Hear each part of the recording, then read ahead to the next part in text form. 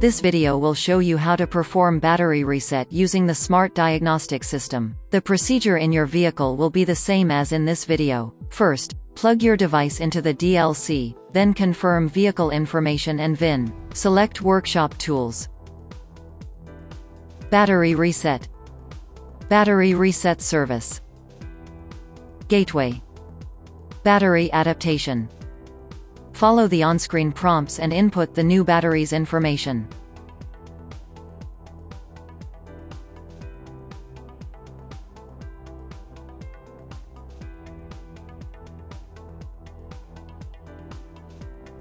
New values have been written to ECU.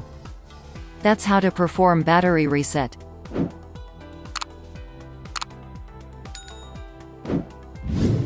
For more information, please visit us at innova.com. Find the problem, fix the problem.